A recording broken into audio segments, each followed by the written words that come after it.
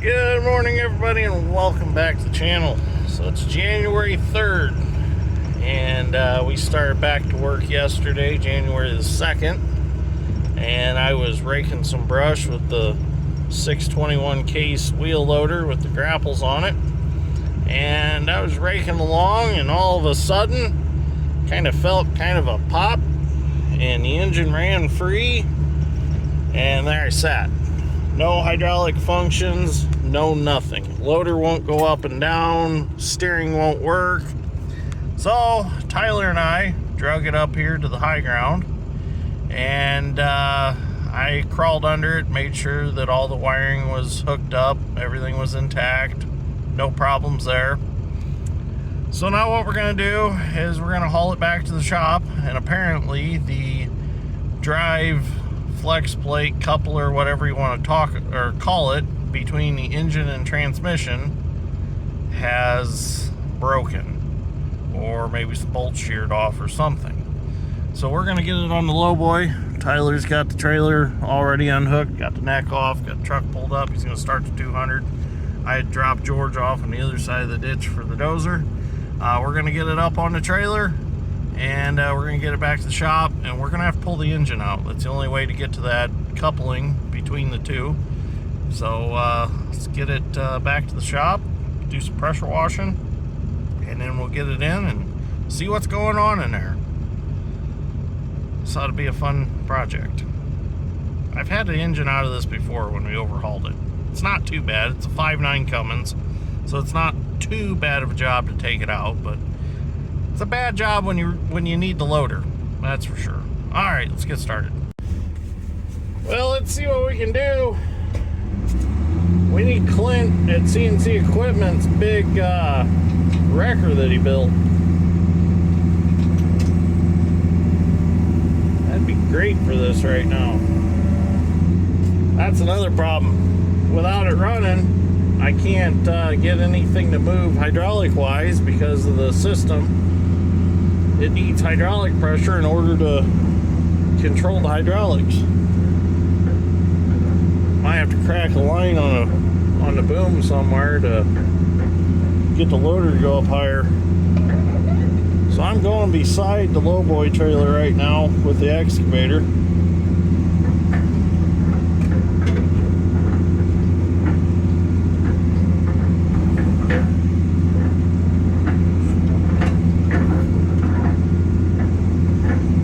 Get it to the trailer and then make some adjustments before I drag it up on.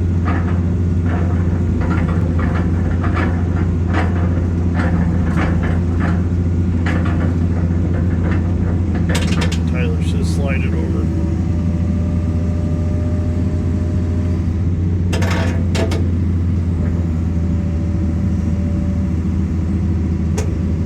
It'll fit between the well, right? Yeah, it'll fit. Closer.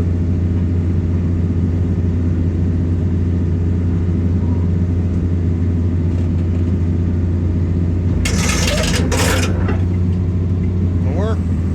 Oh, up. That's all I can lift right now.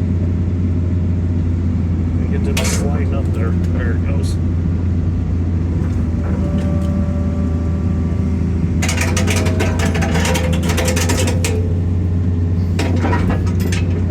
Shorten that chain up a little bit. Yeah, shorten it up so I got some more lift. I was pretty maxed out. I was out of boom lift. Let's try that. So I need to go this way. That way.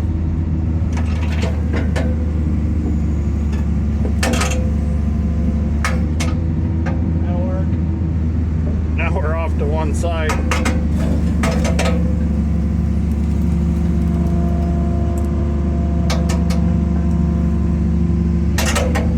There we go. Hey, we got the front on.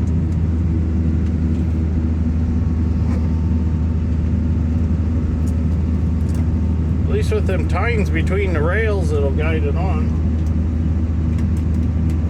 Now I just gotta get the back on. It's stuck on the back ramp, or on the back wheels are stuck on the ramps right now.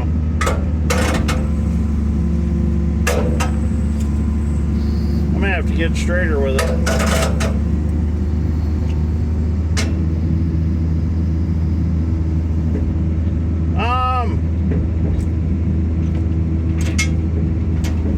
Can you hook me on the other side of that brace so that my chain don't slide all the way to the other side? What do you mean? See where the chain's wrapped around the, right there. Put that chain on the other side of that. There you go.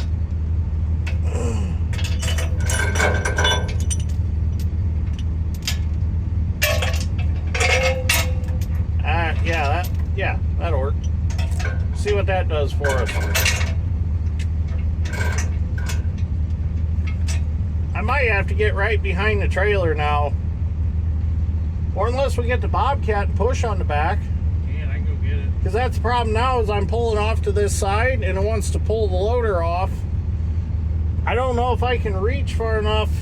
Yeah. What your problem too is if you're trying to get them back wheels up over the ramp. That's the trouble right now. And I gotta pull straight to do it. Yeah. You might have enough movement. Yeah, let me go around behind the trailer. If we just got it up there, 3 feet, that'd be all we need. Yeah. Just enough to get the trailer up back. Yeah.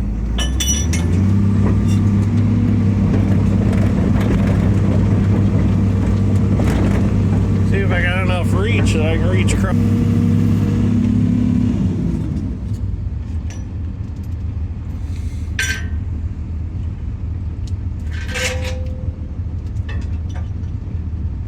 Not like we got to go very far, so as long as we can get it on there. Yeah. We're not very far from home right now. Oh yeah, there we go.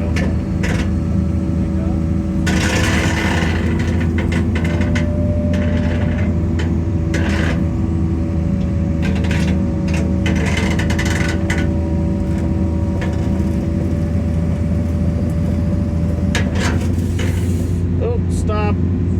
Good? That'll work. Alright, loader's loaded. That was easier than I thought it was going to be. Oh yeah, that'll be just fine. Yep, that'll work. Well, I feel a lot better that that's on the trailer. I thought that was going to be more of a fight than it was, but not bad at all. Alright, I'm going to go rack the pile, clean up around it a little bit, get it burning again, then we'll get that back to the shop.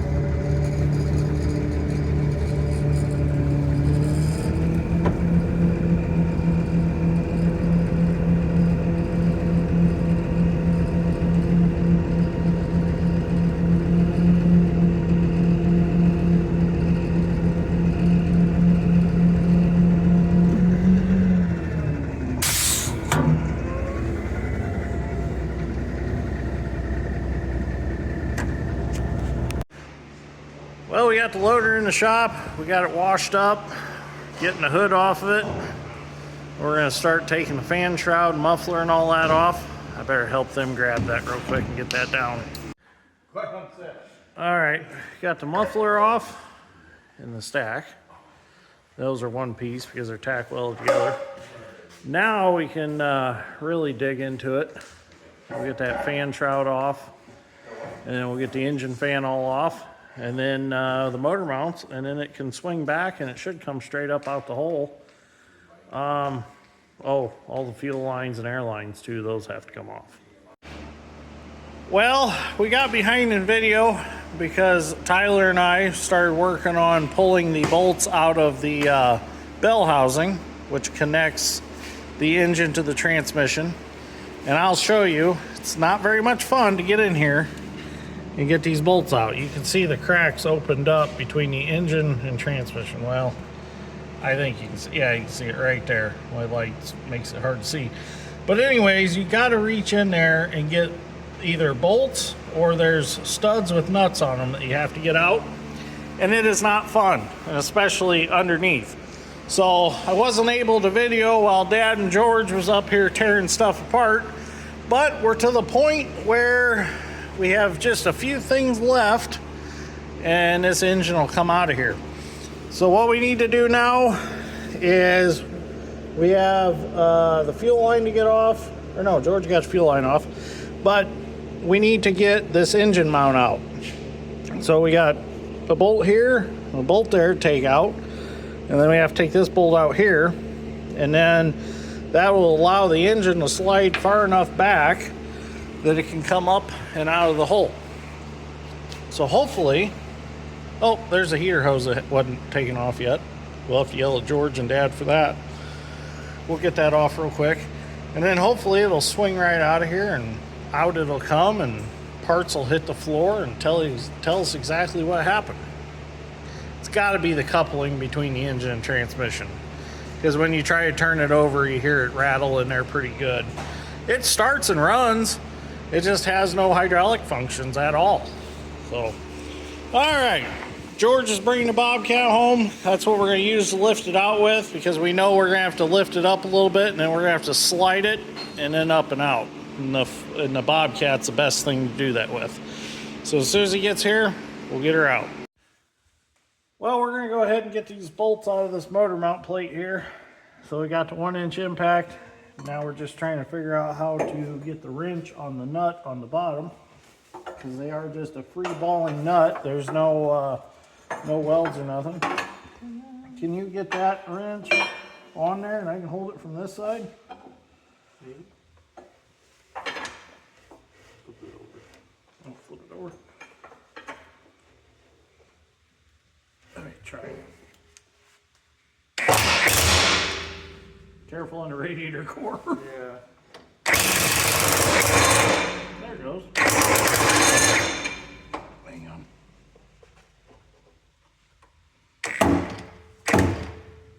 Try that.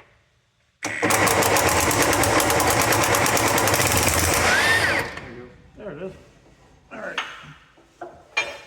Now if we can do that from the other, I'll come on that side. Trading sides. That impact heavy? No. I mean, it's lighter than an air one. No.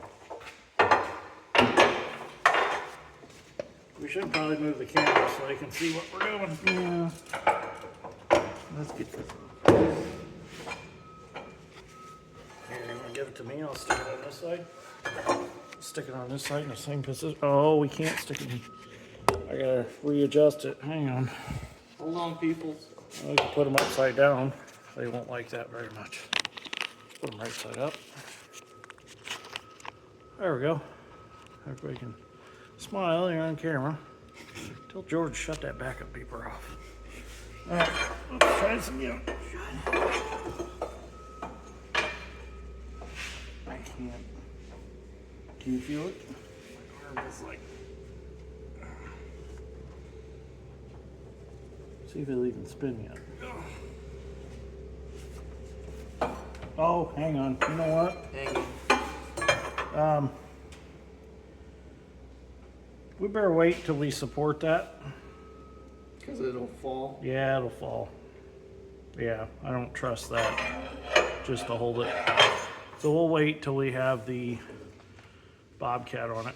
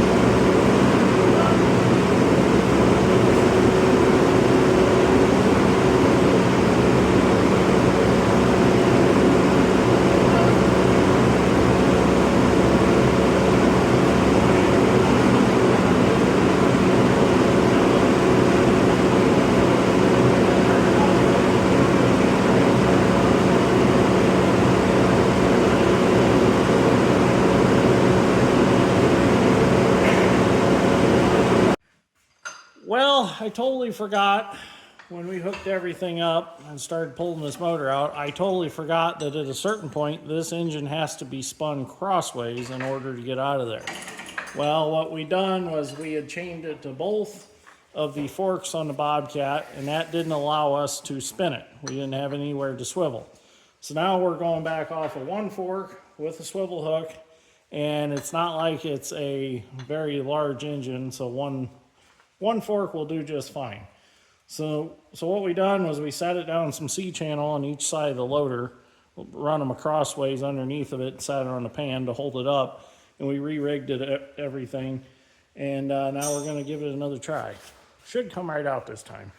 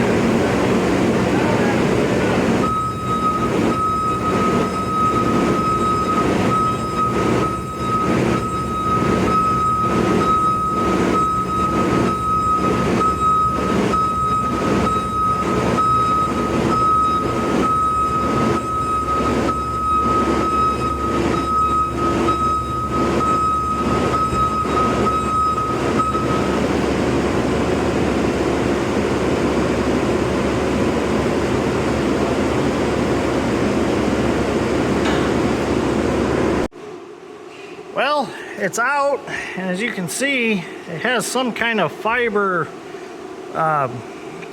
drive coupling in here, and it is turned to powder and is just gone. The transmission side looks good.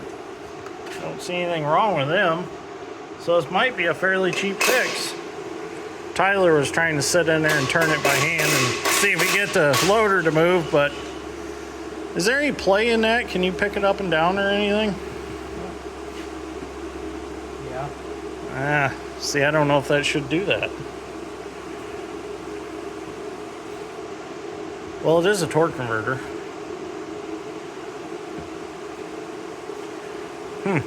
Interesting. That center hub goes in the pilot. Yeah, it does. It's a pilot. We'll have to do a little research and see what we come up with.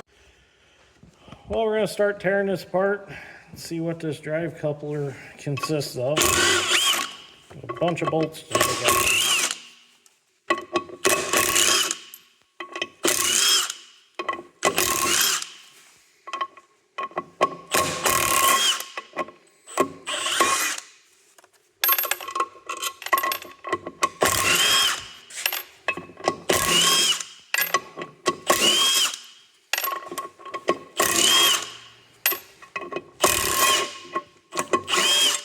Definitely a different one than an excavator has.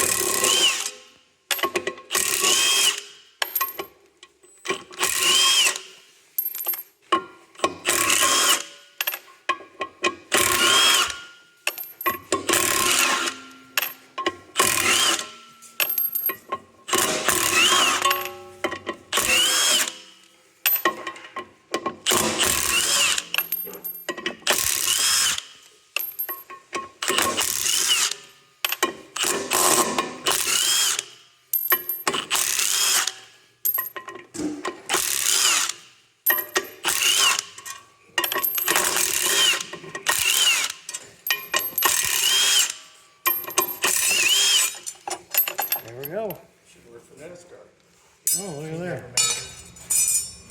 Tony Stewart wouldn't have it. How does that work? It's definitely a fiber coupling. I think we need to pry it out of there somehow. Well, we're gonna pry it out. That's all it is. Kind of reminds me of the couplings in like the twin disc clutch on the drag line. It's like that same material. There you go, Dad, go order one. Well, now that we got this drive ring out, we can demonstrate how it works. So that drive ring gets bolted in the flywheel like I just showed you. And then it fits in the teeth of that drive hub, and that's what makes the loader drive. And as you can see, there ain't no driving this loader with that, is there?